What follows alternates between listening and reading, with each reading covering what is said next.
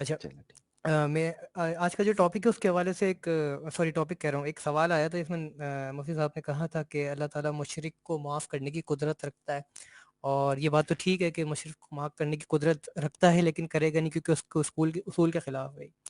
اچھا، آج کیونکہ میں سورہ مائدہ کی تلاوت کرنے بیٹھا تو دو آیت میری نظر سے گزری، اتفاقاً وہ سب کانشیس میں چیز بیٹھ جاتی ہے، جا کے ابھی وہ سوال آیا تو وہاں سے وہ آیت یاد آئی کہ جس میں ایک جگہ حضرت عیسیٰ علیہ السلام کہتے ہیں اپنی بنی اسرائیلیوں سے، کہتے ہیں کہ انما یشرک باللہ فقد حرم اللہ علیہ الجنہ۔ ایک تو یہ آیت تھی، اور دوسری جو آیت تھی سورہ مائدہ کی، جس کے اندر اللہ تعالیٰ پوچھتا ہے کہ اے عیسیٰ کہ تم نے کہا تھا کہ اتخذونی و امی الہین من دون اللہ، کہ اللہ کو چھوڑ کر مجھے اور میری ماں کو جو ہے وہ الہ ٹھہرا دو اللہ کے علاوہ۔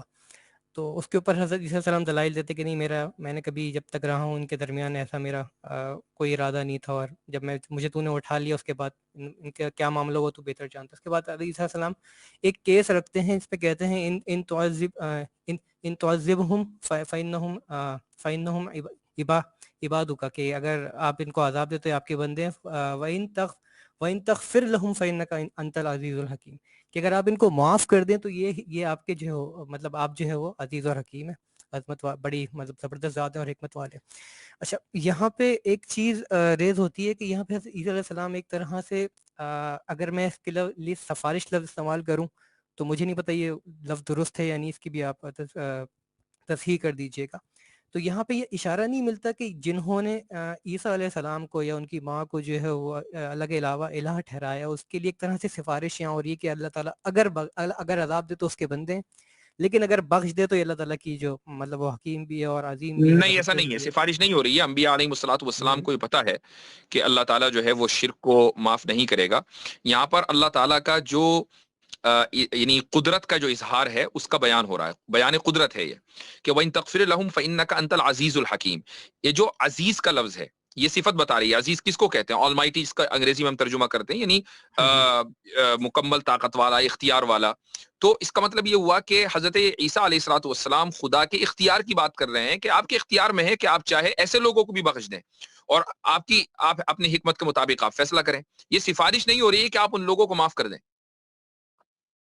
اچھا، اس ٹھیک جملے ٹھیک بڑا زبردست پوائنٹ اٹھایا، میں ایک بات کرنا چاہتا ہوں اس حوالے سے نا۔ مفسرین نے ایک بڑا پیارا ادبی نقطہ انہوں نے نکالا ہے۔ انہوں نے کہا حضرت عیسیٰ علیہ السلام کے کندھے پر رکھ کر وہ ان کی قوم شرک کر رہی تھی، تو حضرت عیسیٰ علیہ السلام نے کامل عاجزی و انکساری دکھائی ہے ہر اعتبار سے، کہ مولا آپ نے مجھ سے ڈائریکٹ سوال کیا ہے، آپ کو پتا ہے میں تو ان چیز کے اندر نہ ملوث تھا نہ ان کو کہا تھا۔ تو اس عاجزی و انکساری میں انہوں نے اللہ تعالیٰ کے ساتھ یہ مکالمہ کیا کہ آپ رحمان ہیں، آپ ان کو بھی بخش سکتے ہیں، یعنی آپ کے پاس تو اتنی طاقت ہے کہ آپ ان کو بھی بخش سکتے ہیں، میں تو کبھی ان کو کہا ہی نہیں تھا یہ چیز کرنے کی۔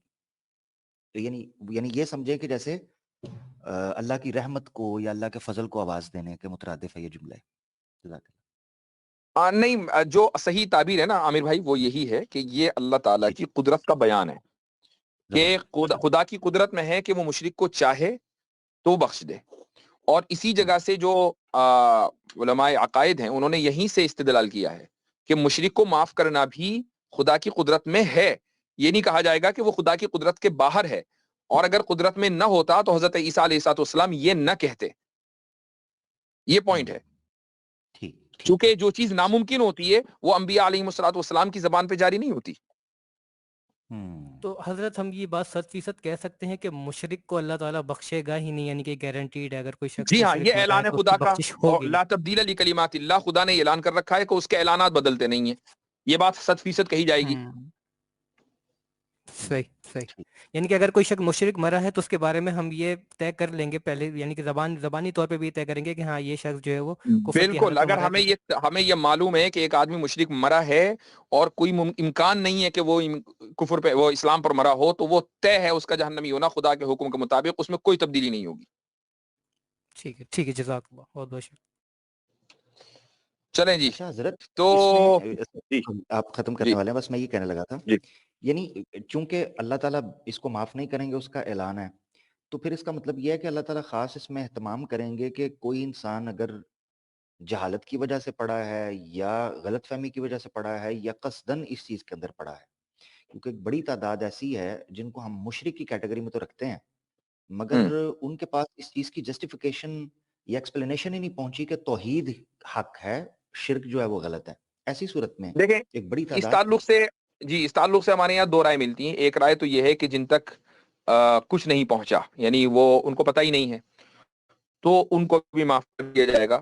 اور دوسری رائے یہ ہے کہ توحید، صرف توحید، رسالت کی بات نہیں ہو رہی ہے، قرآن کی بات نہیں ہو رہی ہے، توحید جو ہے وہ عقلی ہے. ایک خدا کے وجود کا ہے.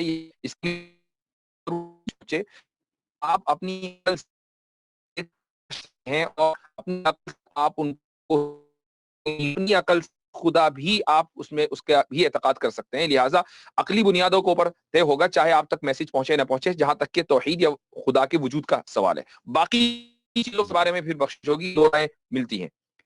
زبردست زبردست، اتنا ہی حضرت، بہت شکریہ، جزاک اللہ. چلیں، جزاکم اللہ خیرن. ٹھیک ہے، بہت بہت شکریہ کیسر بھائی اور عامر بھائی، ایکنالج اسلام صاحب، عاطف ریان صاحب.